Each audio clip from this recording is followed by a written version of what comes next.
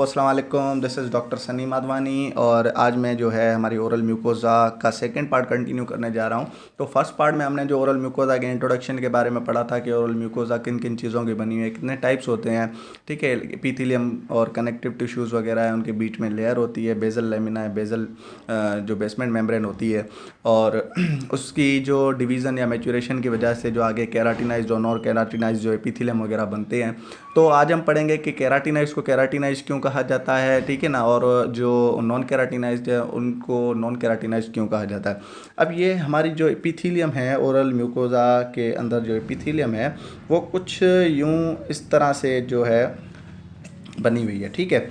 अब उसमें ये है कि जो इसके अंदर जो सेल्स होते हैं, क्या होते हैं, एपिथेलियम के जो सेल होते हैं वो कौन से होते हैं। अब डिफरेंट एपिथेलियम के अंदर डिफरेंट होते हैं, लेकिन हमारी ओरल म्यूकोज़ा की जो एपिथेलियम है उसके अंदर जो सेल होते हैं वो स्ट्रेटिफाइड स्क्वैमस एपिथेलियम जो है सेल्स होते हैं, ठीक है। अब इसमें यह है कि इनको केराटिनाइज क्यों कहा गया है। अब केराटिनाइज कहने का मकसद जो है इनके अंदर ये है कि इनके अंदर जो है एक बंडल्स होता है, ठीक है। मतलब बंडल्स होते हैं जिनको हम टोनोफिलामेंट बंडल्स कहते हैं, या इनको जो हम कहते हैं क्या कहते हैं, एक तो इनको टोनोफिलामेंट बंडल्स भी कहते हैं और इनको जो है हम क्या कहते हैं, साइटोकेराटिन भी कहते हैं। क्या कहते हैं, साइटोकेराटिन भी कहते हैं, ठीक है। जिसकी वजह से जो है इनको केराटिनाइज्ड के अंदर जो है इंक्लूड किया गया है। अब यह है इन एपिथेलियम के अंदर। अब देखें इसके नीचे क्या थी, जो इसके नीचे लेमिना प्रोपेरिया या जो है कनेक्टिव टिश्यू इसके नीचे मौजूद था। अब जो इसके सेल्स हैं वो, अब देखें इसकी जो एपिथेलियम की जो हमें स्ट्रक्चर के बारे में पढ़ना है कि लाजमी इसके अंदर जो सेल्स हैं वो किस तरह से कनेक्टेड हैं, क्या है। तो इसमें ये होता है कि जो सेल हैं वो आपस में जो है इंटरसेलुलर ब्रिजेस होती हैं। क्या होती हैं, इंटरसेलुलर ब्रिजेस होती हैं, ठीक है। उनसे जो आपस में कनेक्टेड होते हैं। अब जो इंटरसेलुलर जो ब्रिजेस हैं इनके बीच में ये जो है इसको कहते हैं ट्रांस मेम्ब्रेन प्रोटीन। क्या कहते हैं, ट्रांस मेम्ब्रेन प्रोटीन कहते हैं। और इसके अंदर जो है वो क्या होता है, एडाप्टर प्रोटीन होता है, ठीक है। और इसके अंदर जो है ये इस तरह से जो थ्रेड लाइक होते हैं इनको हम कहते हैं टोनोफिलामेंट, ठीक है। ये इसकी स्ट्रक्चर होती है जो इंटरसेलुलर ब्रिजेस होते हैं। अब ये जो टोटल जो है एडाप्टर है या ट्रांसमेम्ब्रेन प्रोटीन है या टोनोफिलामेंट है, इन सबको जो कंबाइन करके एक जो है ना जंक्शन बनता है, उस जंक्शन को हम क्या कहते हैं, उसको हम कहते हैं डेस्मोसोम। क्या कहते हैं, डेस्मोसोम। अब ये तो हो गए आपस में एपिथेलियम के जो सेल आपस में कनेक्टेड होते हैं। अब एपिथेलियम के सेल नीचे जो कनेक्टिव टिश्यू के साथ जो कनेक्ट होते हैं वो दूसरे ही जो है जंक्शन के थ्रू कनेक्टेड होते हैं, जिनको हम कहते हैं, वो भी इसी की तरह ही स्ट्रक्चर है, ठीक है। उसमें भी जो एडाप्टर प्रोटीन है, ट्रांसमेम्ब्रेन प्रोटीन है, टोनोफाइब्रिल है, लेकिन उसमें जो जंक्शन बनता है वो डेस्मोसोम नहीं बनता। उसके अंदर जो जंक्शन बनता है वो होता है हेमीडेस्मोसोम। क्या होता है, वो होता है हेमीडेस्मोसोम होता है। अब ये है कि देखें डिफरेंट टाइप्स की फोर्सेस हमारी जो ओरल म्यूकोज़ा के अंदर, हार्ड खाना खाते हैं, सॉफ्ट खाते हैं, डिफरेंट टाइप्स की जो फोर्सेस लगती हैं हमारे ओरल म्यूकोज़ा के अंदर, तो उनको जो मेंटेन रखता है या जो उनको यूनिफॉर्मली जो डिस्ट्रीब्यूट जो करने में जो हेल्प करते हैं वो ये जंक्शन करते हैं, डेस्मोसोम्स और हेमीडेस्मोसोम्स करते हैं, ठीक है।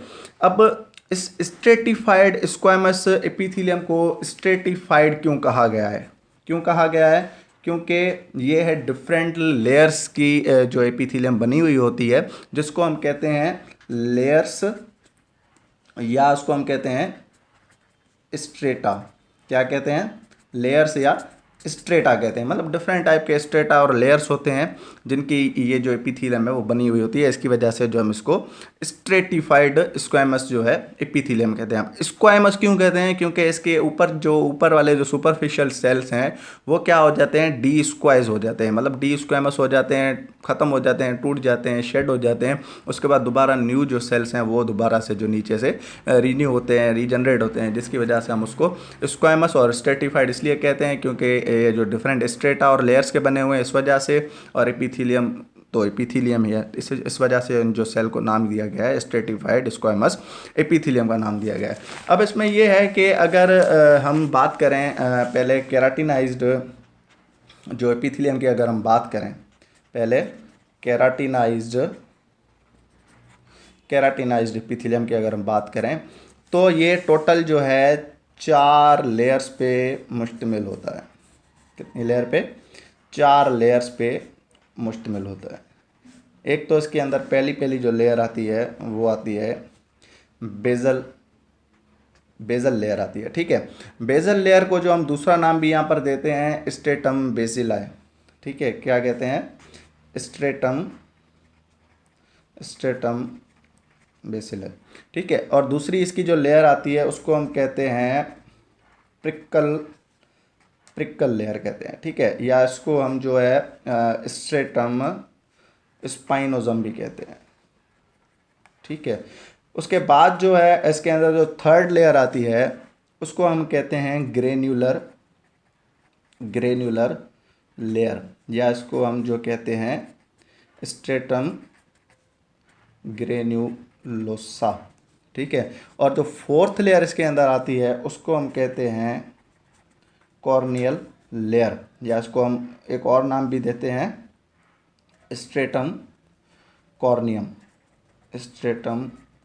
कॉर्नियम, ठीक है। ये 4 लेयर हैं। अब चारों के अलग अलग सेल्स होते हैं, अलग अलग इनके जो है फंक्शन होते हैं। अब जब बेसल लेयर की हम बात करें तो उनके अंदर जो है सेल की जो स्ट्रक्चर होती है या जो सेल होते हैं वो होते हैं या तो क्यूबॉइडल होते हैं या तो जो है वो कॉलुमिनर होते हैं। क्या होते हैं? या तो क्यूबॉइडल होते हैं या कॉलुमिनर होते हैं। इनके अंदर जो है प्रोजेनाइटर सेल भी होते हैं और इनके अंदर जो है मैच्योरेशन के सेल भी मौजूद होते हैं, ठीक है। उसके अलावा जो है इनके अंदर डिफरेंट जो है टोनोफाइब्रल भी इनके अंदर मौजूद होते हैं। उसके अलावा जो है ये नीचे जो कनेक्ट होते हैं किससे होते हैं? कनेक्टिव टिश्यू के साथ, नीचे जो टिश्यू है, ठीक है, या लेमिना प्रोपेरिया है उसके साथ ये कनेक्टेड होते हैं, ठीक है। क्योंकि बेस के ऊपर है बिल्कुल बेसल लेयर, इसलिए उसको कहा जाता है।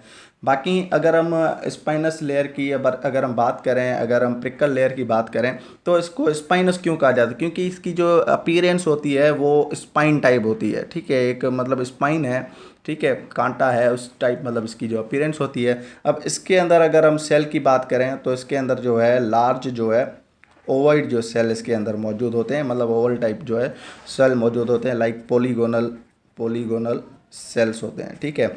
उसके बाद अगर हम इसकी बात करें तो इसके अंदर फीचर्स इसके क्या क्या हैं? इसके फीचर्स ये हैं कि ये जो है बहुत ही ज़्यादा, मतलब बल्क में जो हमारी एपिथेलियम है, ठीक है, उसका जो बल्क मतलब बहुत ज़्यादा एरिया जो एपिथेलियम का है वो कौन बनाती है? हमारी बल्क ऑफ एपिथेलियम जो है वो कौन बनाती है? प्रिकल लेयर बनाती है।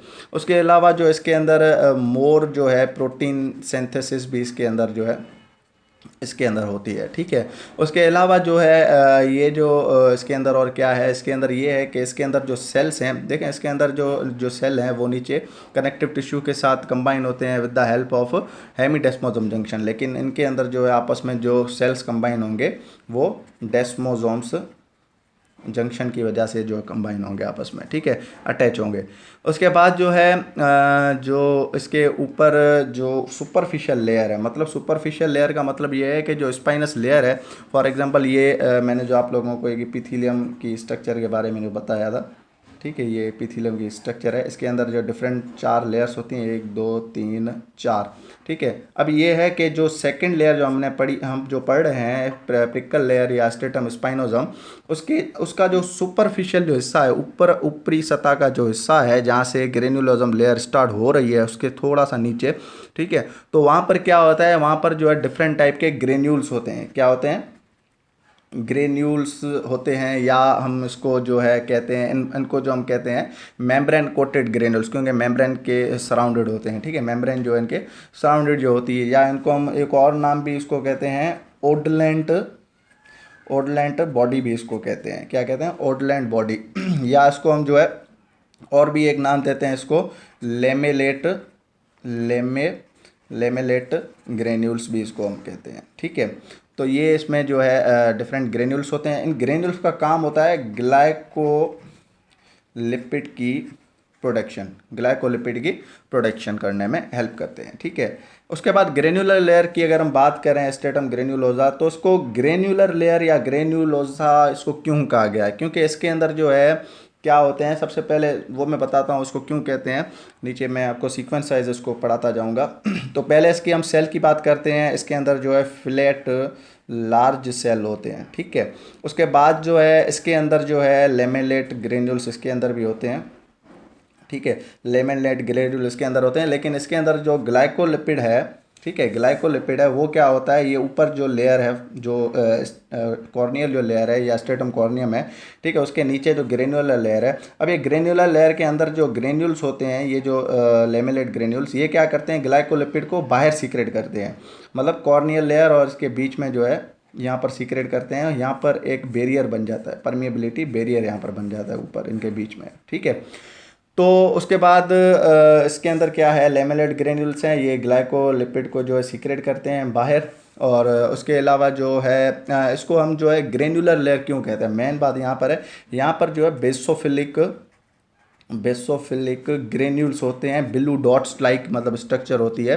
ठीक है, वो जो हमारे जो सेल के अंदर या इनके जो ग्रेन्युलर जो एपिथेलियम सेल्स हैं, ठीक है, इनके अंदर क्या होता है, जो राइबोसोम्स होते हैं वो ये ग्रेन्यूल सीक्रेट करते हैं। ठीक है, ये जो है इन ग्रेन्यूल्स को जो हम कहते हैं केराटोहाइलाइन जो है, इसको हम कहते हैं बॉडीज़, या इसको हम कहते हैं केराटोहाइलाइन ग्रेन्यूल्स भी इसको कहते हैं। ठीक है, तो इसके अंदर इन ग्रेन्यूल्स के अंदर, केराटोहाइलाइन ग्रेन्यूल्स के अंदर, इनके अंदर डिफरेंट जो है प्रोटीन्स होते हैं। क्या होते हैं, डिफरेंट प्रोटीन्स होते हैं। जैसे कि इसके हम बात करें, लोरिक्रिन है, ठीक है, लोरिक्रिन है, उसके अलावा जो है इसके अंदर फिलेग्रिन है। ठीक है, ये लोरिक्रिन और फिलेग्रिन, जब एक और प्रोटीन यहाँ पर मौजूद होता है जिसको हम कहते हैं इन्वो क्या नाम था उसका, इन्वोल्यूक्रिन। ठीक है, इन्वोल्यूक्रिन उसका नाम था। अब जब ये प्रोटीन वगैरह आपस में जब ये कंबाइन होते हैं, क्या होते हैं, ये कंबाइन होके किसके साथ, टोनोफिलामेंट के साथ जब वो कंबाइन होते हैं, तो टोनोफिलामेंट और ये जो प्रोटीन्स हैं ये मिलके जो है एक लेयर बनाते हैं जिसको हम कहते हैं कॉर्निफाइड इसका नाम था कॉर्निफाइड सेल एनवेलोप। अब जब ये कॉर्निफाइड सेल एनवेलोप है, ठीक है, कॉर्निफाइड सेल एनवेलोप है, और प्लस में ये जो बैरियर है, क्या है, कॉर्निफाइड सेल एनवेलोप, और प्लस में जो है परमिएबिलिटी जो बैरियर था, जब ये कंबाइन होंगे तो यहाँ पर बन जाएगा वाटर बैरियर। ये कॉर्निफाइड जो सेल एनवेलोप है, ये जो है केमिकल बैरियर के तौर काम करता है। क्या करता है, केमिकल बैरियर के तौर काम करता है। ठीक है, और ये जब आपस में जब कंबाइन होते हैं, परमिएबल जो होते हैं, ठीक है, और ये क्या करते हैं, वाटर बैरियर यहाँ पर बना देते हैं। उसके बाद अगर हम लास्ट लेयर की अगर हम बात करें, ठीक है, कॉर्नियल लेयर की या स्ट्रेटम कॉर्नियम की अगर बात करें, तो यहाँ पर जो सेल होते हैं वो फ्लैट हेक्सागोनल सेल होते हैं। कौन से होते हैं, फ्लैट हेक्सागोनल सेल। इसके अंदर जो सेल्स होते हैं उनको हम कहते हैं स्क्वाइम्स सेल्स। स्क्वाइम्स सेल इसलिए कहते हैं क्योंकि ये जो है मतलब शेड हो जाते हैं, स्क्वाइम्स हो जाते हैं, ख़त्म हो जाते हैं। ठीक है, क्यों ख़त्म होते हैं, क्योंकि ये जो है डिहाइड्रेट हो जाते हैं। क्या होते हैं, डिहाइड्रेट हो जाते हैं, मतलब उसमें ना ही न्यूक्लियस होता है, ठीक है, और ना ही जो है इसके अंदर कोई ऑर्गेनल होता है। ठीक है, ऑर्गेनल न्यूक्लियस कुछ भी नहीं होता है, और इस पैटर्न को हम एक नाम भी देते हैं डिहाइड्रेटेड सेल को, उसको हम कहते हैं ऑर्थोकेराटिनाइजेशन भी इसको कहा जाता है। ठीक है, और उसके अलावा जो है इसके अंदर एक और भी टर्म है, ठीक है, पैरा केराटिनाइजेशन। क्या है, पैरा केराटिनाइजेशन। इसको पैरा केराटिनाइज क्यों कहते हैं, क्योंकि इसके अंदर जो है बाकी ऑर्गेनल्स वगैरह तो नहीं होते हैं, लेकिन इसके अंदर एक न्यूक्लियस होता है जिसको हम कहते हैं पिक्नोटिक न्यूक्लियस। क्या कहते हैं, पिक्नोटिक न्यूक्लियस। ये जो है तकरीबन पैरा केराटिनाइजेशन जो एपिथेलियम है वो जंजाइवा और हार्ड पैलेट के अंदर, इन दोनों के अंदर जो है वो पाई जाती है। ठीक है, और ये हमें जो है इजिनोफिलिक अपीयरेंस जो है इस लेयर की मतलब जो होती है, ठीक है, वो बेजोफिलिक थे और ये इजिनोफिलिक है, ठीक है। तो ये है थोड़ी हैंड राइटिंग वगैरह जो है आप थोड़ी समझ जाना। अगर आप लोगों को कोई क्वेश्चन वगैरह या कोई चीज़ वगैरह इसमें समझ में ना आई हो तो काइंडली जो है आप मुझसे कमेंट सेक्शन में भी पूछ सकते हैं। और जो अगर आप लोगों को ये वीडियो मेरी अच्छी लगी हो तो काइंडली लाइक करें, सब्सक्राइब करें और जो है आगे शेयर करें। Thank you. और नेक्स्ट लेक्चर में या नेक्स्ट वीडियो में जो है वो नॉन केराटिनाइज्ड एपिथेलियम के बारे में हम डिस्कस करेंगे कि नॉन केराटिनाइज्ड एपिथेलियम क्या है, उनकी कितनी कितनी लेयर है, क्या काम है उनका। Thank you.